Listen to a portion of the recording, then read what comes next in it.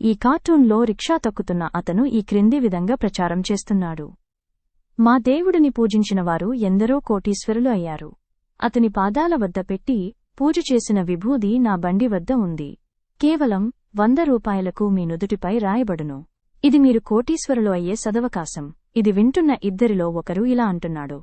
అతను పొరుగు రాష్ట్రంలో ఒక మనిషిని దేవుడిగా చేసి మహిమగల దేవుడిగా ప్రచారం చేయడానికి ఆ దేవస్థానం వారు నియమించిన వ్యక్తి.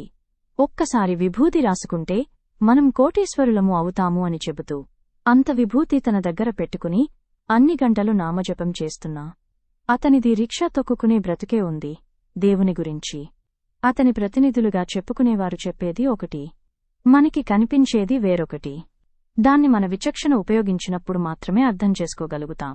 చాలామందికి దేవుడి పేరు చెప్పగానే సహజంగా మనుషుల్లో ఉండే విఘ్నత, ప్రశ్నించాలి అన్న ఆలోచన ముఖం చాటేస్తాయి. ఫలితంగా గంగిరెద్దులా తల ఊపి దండాలు పెట్టడం తప్ప మరేమీ చేయలేరు. 100 రూపాయలే కదా అని విభూదిని రాయించుకుంటారు. అదే వ్యక్తి వద్దకు ఎవరైనా ఆకలితో వచ్చి 1 రూపాయి ధర్మం చేయమంటే విసుక్కుని పొమ్మంటారు. ఇది భక్తికి మానవత్వానికి ఉన్న మధ్య తేడా. అందుకే మతం రంగు వేసుకుని చిన్నపాటి ఆశ్రమాలతో మొదలుపెట్టి వేల కోట్ల రూపాయల బాబాలుగా ఎదిగినవారు ఈ సమాజంలో ఉన్నారు.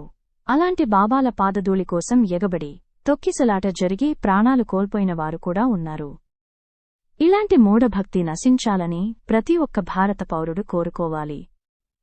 జన విజ్ఞాన వేదిక ఉత్తమ పౌర సమాజం కోసం పనిచేస్తున్న స్వచ్ఛంద సంస్థ.